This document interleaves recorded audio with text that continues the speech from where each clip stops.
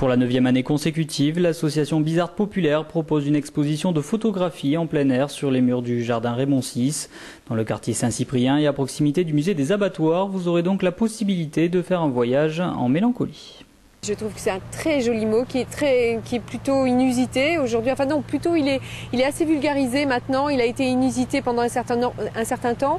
On a attribué ça à une certaine langueur. Les écrivains du XVIIe et du XVIIIe siècle attribuaient ça plutôt à de la langueur.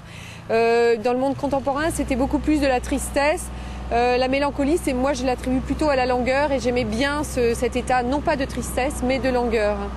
Avec un thème aussi porteur que la mélancolie et un cadre aussi raffiné que le jardin Raymond VI, Prune Berest, la directrice artistique de l'association, n'a eu aucun mal à convaincre les artistes présents cette année.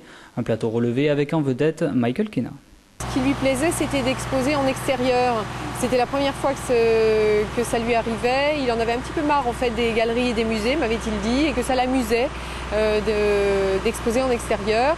Renato D'Agostino s'est imposé assez vite aussi parce que c'est un photographe italien qui est à la fois très mélancolique et ses photos sont à la fois mélancoliques et très cadrées géométriquement, donc ça collait bien. Et puis Caroline Allais-Desfontaines, c'était la mélancolie la plus pure. Et Damien Dauphren également aussi, c'était un petit jeune que j'aimais bien, que j'avais trouvé son travail très intéressant et je crois qu'il a bien travaillé là. Du bon travail pour ce jeune artiste toulousain enthousiaste à l'idée d'exposer dans un tel lieu. Il nous explique la manière dont il a choisi ses photos. On a choisi ces photos avec Prune, la commissaire de l'exposition, en allant fouiller dans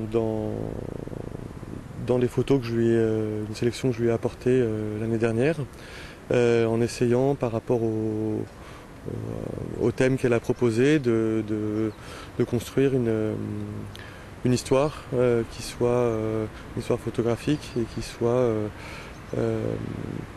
comme ça sur une douzaine d'images le plus proche possible de ce qu'on pouvait tous les deux attendre de cette exposition.